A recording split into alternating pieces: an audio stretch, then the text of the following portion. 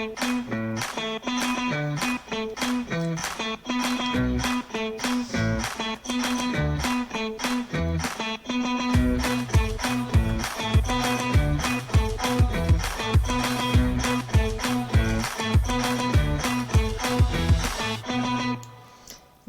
back to day 14 of the Digital Clean Sweep.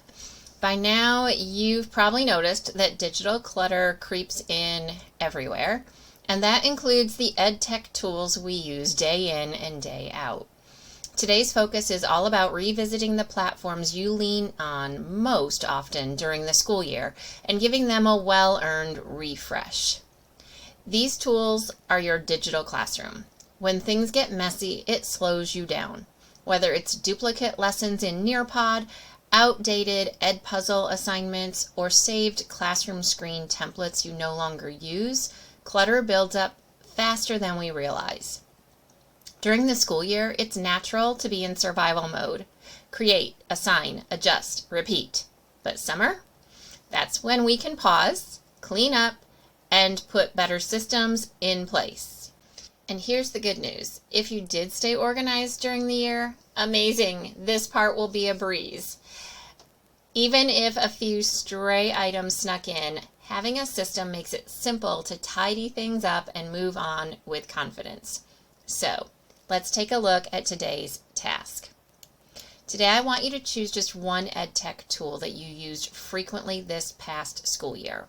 I'm going to start in Edpuzzle. Keep in mind that most EdTech tools are going to have similar organizing structures. I've already created some folders that I've used in the past to organize files. So anything science theoretically should be here in my science folder. And I actually do have a lot of files in my science folder. Anything that's social studies should be in my social studies folder.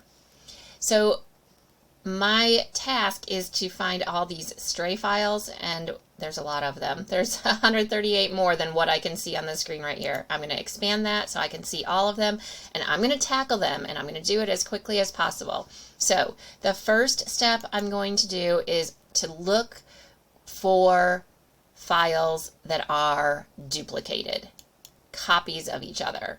I only need one copy of them. So I'm going to sort them by name so that I can see them more easily, and I'm going to look for anything that might be exactly the same.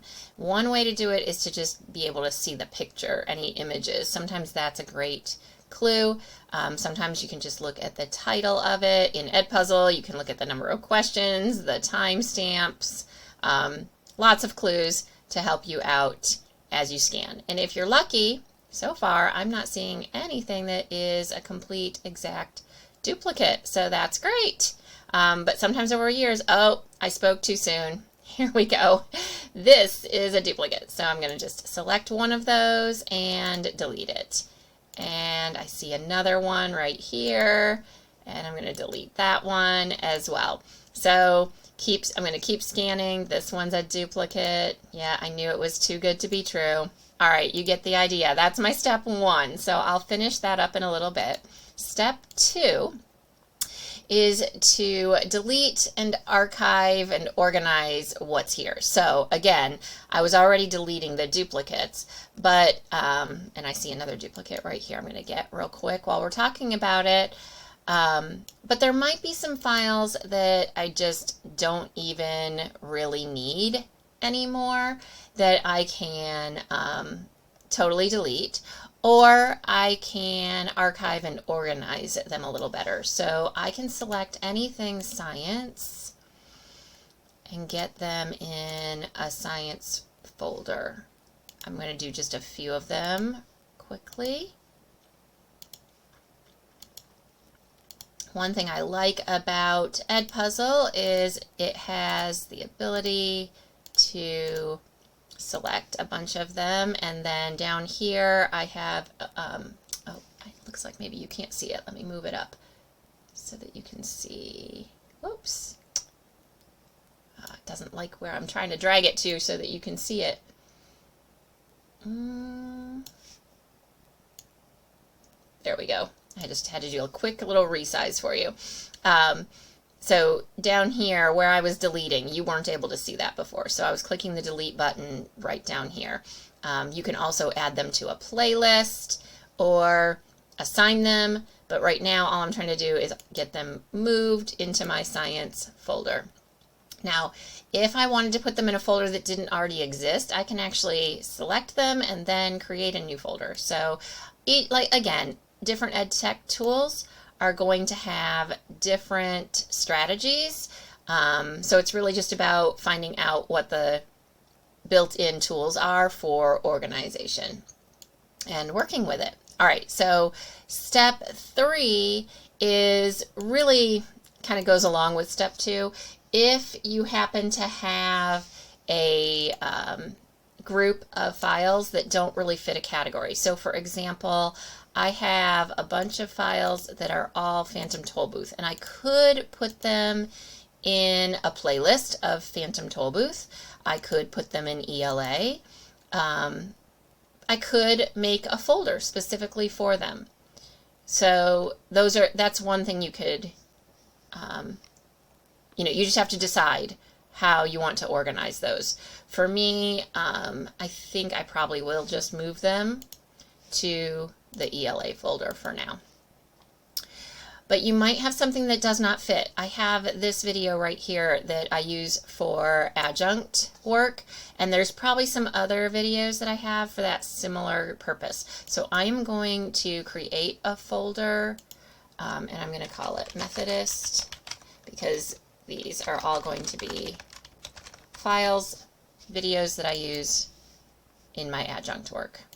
So then I'm just going to click on Methodist University and move that file. All right, so those are my 3 steps for organizing. Don't overthink it.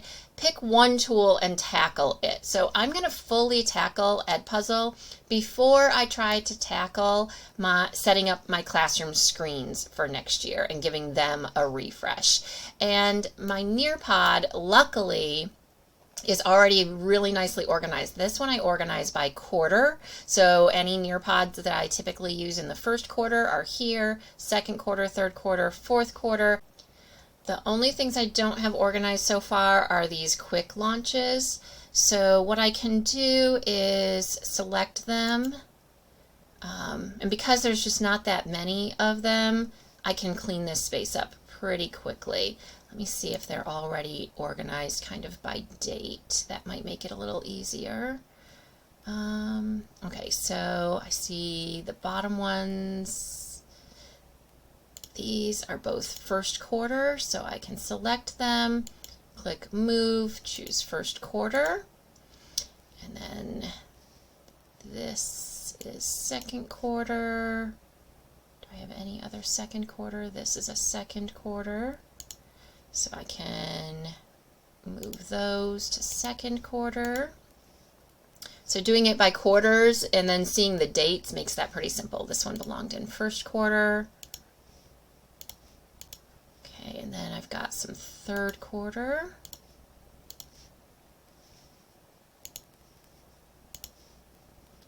And this isn't when I would have to use them, but it's likely that that's where I would use them just based on our pacing. So this one is a fourth quarter.